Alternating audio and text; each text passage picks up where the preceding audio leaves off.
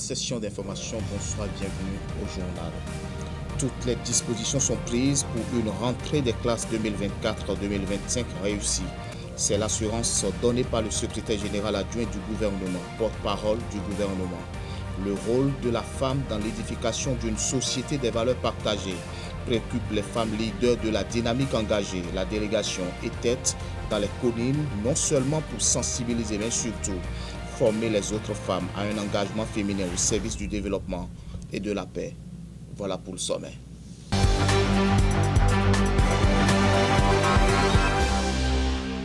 Et on ouvre cette édition, mesdames et messieurs, par les grandes décisions du Conseil des ministres de ce mercredi 11 septembre 2024. Entre autres décisions, nous avons la transmission à l'Assemblée nationale pour examen et vote du projet de loi cadre sur la construction et l'habitation, l'autorisation de déploiement de nouveaux aspirants au métier d'enseignement AME au ministère des enseignements maternels et primaires, la contractualisation dans le cadre de la rénovation de l'ES-Hôtel Marriott de Cotonou, puis la contractualisation en vue de la réalisation de l'étude pour les travaux de réparation définitive de l'épi d'arrêt de Sable.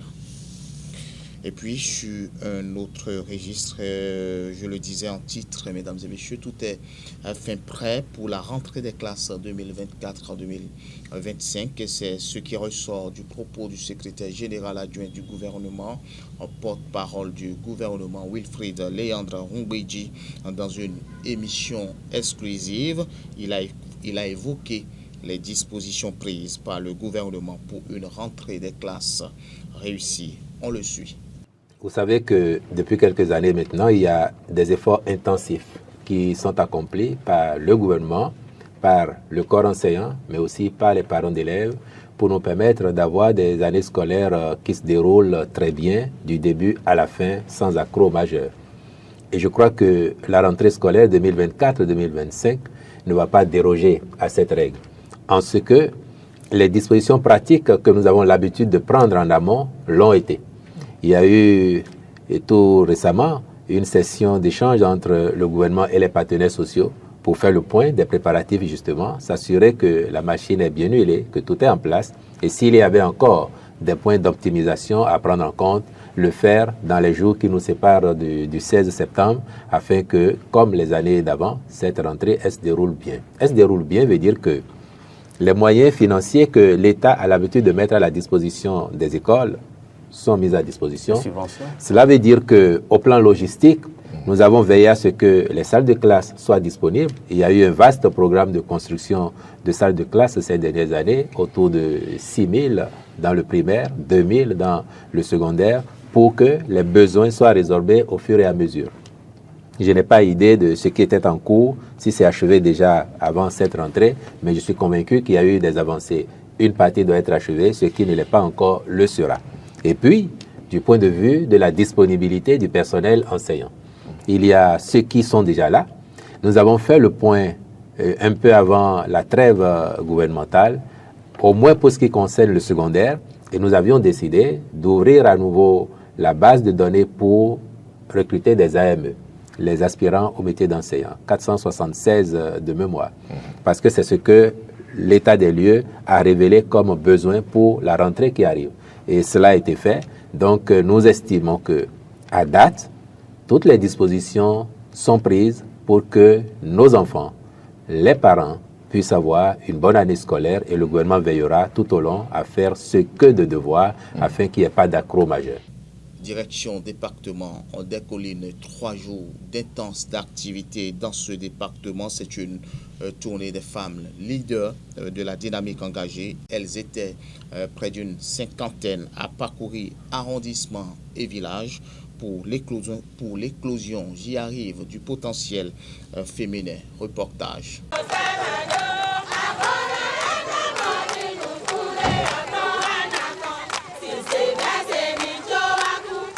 Les femmes leaders de la dynamique engagée aux côtés de leurs sœurs dans les collines. Après l'édition du Grand Popo en 2023, elles ont choisi les collines pour promouvoir l'engagement politique et social de ce milieu. Nous sommes un groupe de femmes leaders. Elles sont femmes, elles sont leaders, elles sont femmes politiques. Et nous avons l'habitude d'aller vers les communautés, aller vers les femmes, vers les jeunes filles. Et nous sommes dans une deuxième édition donc, de notre initiative. Qu'est-ce que nous faisons aujourd'hui à Dassa? Nous avons fait un constat que dans certaines zones de notre pays, les femmes artisanes qui s'occupent de la beauté des femmes ont besoin de remise à niveau, ont besoin de certaines compétences, ont besoin de vivre de leur travail, mais à cause de la finition, de la perfection, elles se plaignent. Alors nous avons décidé à Dassa Zoumen de regrouper les femmes artisanes, communément appelées les femmes coiffeuses, pour leur apprendre ou pour perfectionner en fait leur manière de nouer les foulards des dames pour les grandes cérémonies. Et vous avez vu tout à l'heure, on a fait l'expérience face à elles. Ce que j'ai sur ma tête, vous aurez d'autres camarades aussi qui se sont laissés à la tâche pour que ces femmes aient plus la main. Un des moments marquants de cette tournée a été l'intervention au centre de santé de Soklobo dans la commune de Dassa Zoumen. Ici, l'exercice est exclusivement consacré à l'entretien et à la désintoxication professionnelle du centre de santé. Occasion pour les femmes leaders d'offrir des dons de matériels médicaux indispensables, notamment des savons liquides, des gants, des moustiquaires et même du matériel d'entretien. Nous sommes venus à Soklobo pour donner du matériel d'entretien au centre de santé de Soklobo. Et parce que notre credo, c'est d'appuyer les femmes à travers l'amélioration des conditions de travail des centres de santé. Heureux de vous voir, il y a 6 ans que je suis dans le département, dans la commune, mais je suis très heureux de vous voir ce soir donner une vie nouvelle au centre de santé de Soklobo. Vie nouvelle dans laquelle la propreté, l'enthousiasme aux femmes que nous servons, c'est important. Et soyez vraiment remerciés. C'est un sentiment de joie qui m'anime parce que c'est pour donner un ouf de soulagement au centre de santé. Et cela participe donc à la promotion de la santé féminine, la santé des femmes. Donc vraiment c'est une joie qui m'anime. Et je remercie donc l'organisation des femmes qui a initié donc ce don. Après Dassa Zoumen, c'est Glazoué qui accueille la délégation conduite par la directrice de l'administration du parti Union Progressiste Le Renouveau. Les femmes leaders ont échangé avec les femmes de Thior sur les relations mère et fille. Cela témoigne à suffisance le rôle de la femme dans l'édification d'une société de valeurs partagées. Au cours de la tournée, le marché de Glazoué, inauguré récemment, a reçu la visite de ces femmes. Outre Dassa, Glazoué, Kapemi, Subante, Savalou, puis Kmanouian. Tout comme Savalou et Kmanouian, les rencontres royales ont marqué cette tournée. Les échanges avec les différents rois ont permis à ces dernières de recevoir les bénédictions. À chaque étape de la tournée, le message est clair. Créer un environnement propice à l'émergence d'un leadership féminin fort, capable de relever les défis du développement durable. Preuve que depuis des années, ces femmes travaillent sans relâche pour fédérer les autres femmes du pays en les poussant à s'impliquer activement dans le développement économique et social du Bénin. Dans les villages aujourd'hui, dans les communes aujourd'hui, il y a des radios communautaires. Je souhaiterais que les leaders, surtout politiques, prennent ce dossier à bras le corps, passent dans les radios communautaires pour aller vulgariser l'hygiène corporelle de la femme ou la fille quand elle est en menstruée. Dire aux mamans, sensibiliser les mamans qu'elles doivent tout faire pour s'entretenir avec les jeunes filles à la maison. Avant, moi, je ne sais pas comment faire pour placer les couches, mais aujourd'hui, moi, appris, je suis très contente. Quand la femme ne s'entretient pas, surtout quand elle est en menstruée, elle dégage une odeur qui n'est pas possible. Donc, nous avons choisi cette activité pour accompagner nos jeunes sœurs pour l'entretien de leur corps quand elles sont en période. Pour finir, les femmes leaders ont témoigné de leur reconnaissance envers le président de la République, Patrice Talon.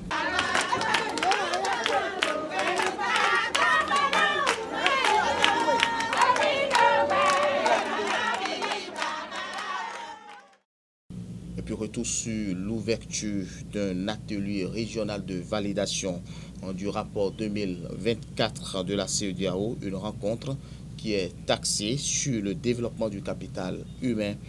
L'ouverture des travaux s'est déroulée ce mardi 10 septembre 2024 à Cotonou. Bérangère Boléan.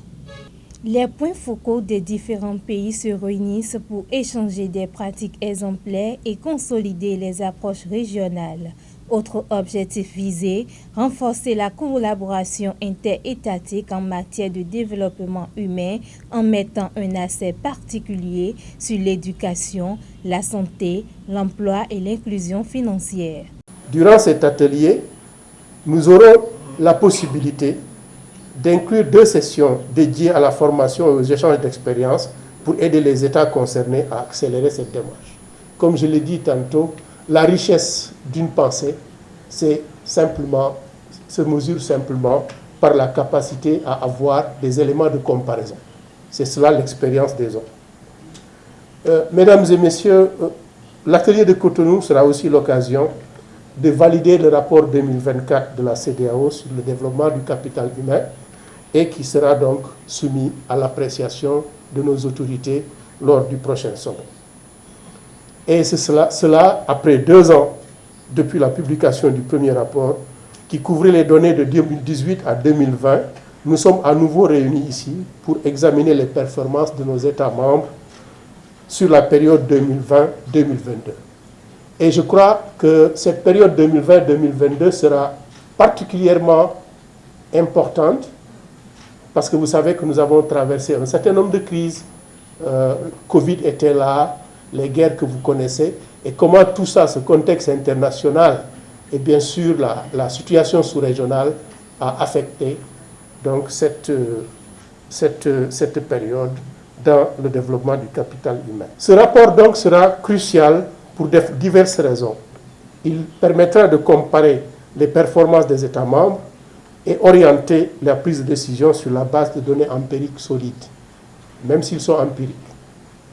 Il communique les tendances par rapport aux différents indicateurs retenus et donne des orientations pour l'atteinte de nos objectifs en matière de développement du capital humain. Outre la participation des premiers responsables de la commission de la CEDEAO, l'événement a connu la présence du représentant du ministre d'État chargé de l'économie et des finances. Le Bénin est fier d'être aujourd'hui parmi les pays de la région à avoir finalisé sa stratégie nationale de développement du capital humain. La validation officielle de cette stratégie interviendra dans les prochains jours, montrant notre détermination à poursuivre sur cette lancée. Mesdames et messieurs, je suis persuadé que des efforts notables sont également en cours dans les autres pays de la CEDEAO pour l'atteinte des objectifs de la stratégie régionale intégrée sur le développement du capital humain. Il faudrait à nouveau, en dehors de la Gambie qui a été citée suite à l'aide du Bénin, que les autres pays puissent également élaborer leur stratégie nationale et les valider. Et le défi suivant serait alors la mise en œuvre efficace et efficiente de ces différentes stratégies nationales en lien avec la stratégie régionale.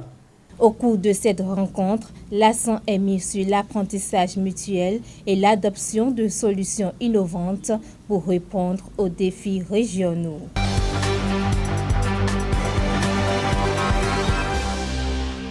Au Rwanda, plus de 8000 églises ont dû fermer leurs portes pour des raisons de sécurité. Elles ont seulement 15 jours pour effectuer les travaux, à demander des méthodes drastiques qui inquiètent les chrétiens. On suit ce reportage de nos confrères de France 24 pour plus de précision. Depuis un mois, les prières ne résonnent plus dans cette église pentecôtiste de la banlieue de Kigali. Tous les jours de la semaine, les chorales répétaient et les chrétiens étaient là. Tout cela me manque. En août dernier, le gouvernement rwandais a fermé près de 8000 églises et mosquées, soit environ la moitié des lieux de culte du pays. Il ne respectait pas certaines normes de sécurité et autres règles administratives.